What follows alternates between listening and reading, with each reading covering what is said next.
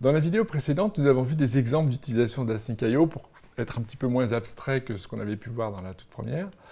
Maintenant, je vais vous donner un petit aperçu de l'historique et de ce qui est disponible, puis vous donner quelques indications pour savoir ou peut-être vers quelle direction les choses sont susceptibles de se diriger.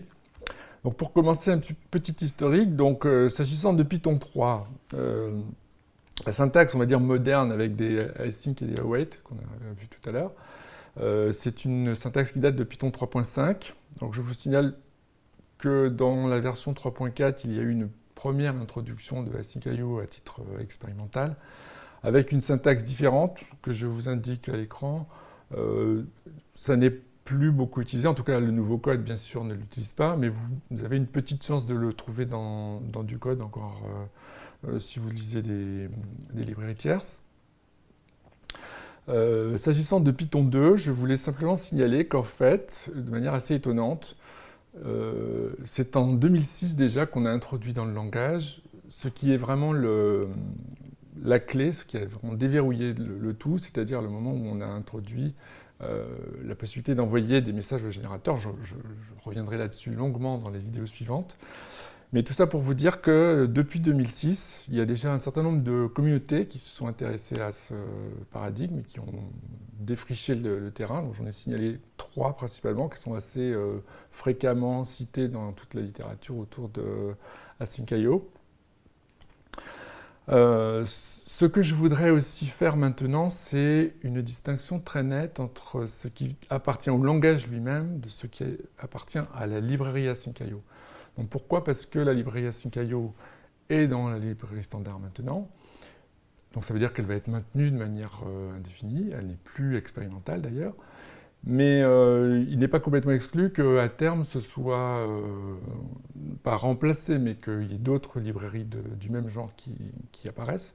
Donc c'est assez important de bien voir ce qui appartient au langage lui-même par rapport à ce qui appartient à la librairie, parce que si vous voulez utiliser une autre librairie, il est possible que vous ayez à utiliser d'autres mécanismes, et donc c'est important qu'on voit bien la différence. Donc, ce qui appartient au langage, ce sera là-dessus que je vais me focaliser pour commencer, c'est la notion de coroutine, donc les async def, await,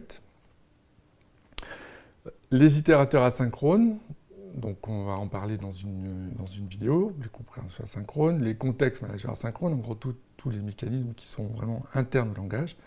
Par contre, ce qui appartient à la librairie, c'est la boucle d'événements elle-même, les mécanismes de synchronisation. Alors là, à nouveau, on verra ça en détail dans une autre vidéo, mais il y a des mécanismes de synchronisation qui ressemblent assez à ce que vous pourriez trouver dans une librairie de thread.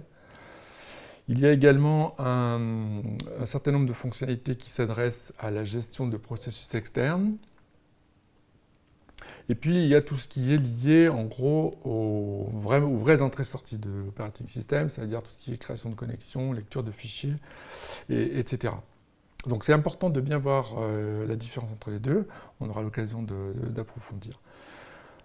Je voudrais dire aussi un mot sur, en gros, si vous vous posez la question de savoir si le paradigme est utilisable en production, je vais vous donner quelques éléments là-dessus.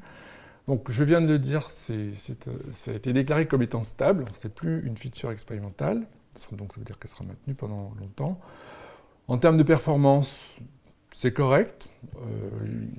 Il y a un certain nombre d'indicateurs qui disent que c'est certainement améliorable, mais c'est très correct, en tout cas c'est bien meilleur que d'utiliser des threads. Et à l'heure actuelle, il y a une offre assez vaste. Je pense qu'on peut dire que pratiquement tous les protocoles réseau, toutes les bases de données également sont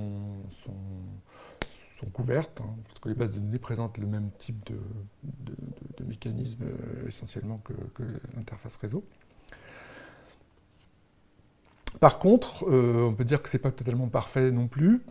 La première des choses, c'est que c'est un paradigme qui est contagieux. Ça veut dire que si vous prenez une application qui a été écrite dans une approche traditionnelle et que vous décidez de la passer à cette approche Async.io, vous allez vous rendre compte que vous allez avoir de plus en plus de code qui va passer d'une fonction traditionnelle à une fonction de type coroutine.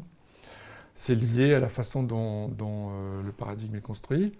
Alors, c'est pas forcément un problème, mais c'est vrai que c'est plus agréable de commencer de scratch et d'écrire une application qui est conforme à tout ça, que de tripoter une application qui n'a pas été conçue pour. Ça, c'est quand même un truc.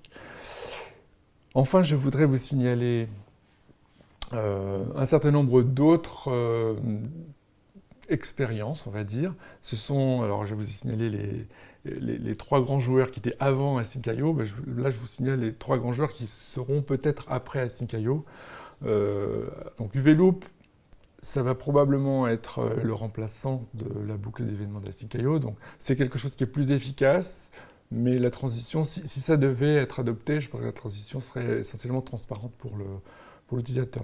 Ça, c'est pas un vrai souci. Par contre, les deux autres, elles arrivent avec un paradigme qui est un petit peu différent, c'est-à-dire qu'au lieu de considérer que c'est la boucle d'événements le principal, le citoyen de premier rang, on renverse les choses et on considère que c'est la coroutine, l'objet de base, et je pense que c'est vraiment la bonne façon de prendre les choses. Donc ça veut dire que sur la durée, il est possible, comme je l'ai indiqué tout à l'heure, que la librairie Async.io soit remplacée ou qu'il y ait d'autres alternatives.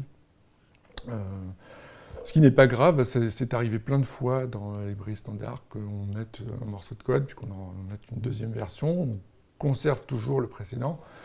Mais voilà, si vous voulez vous projeter dans l'avenir, c'est important de savoir que c'est peut-être pas la toute dernière version de la librairie.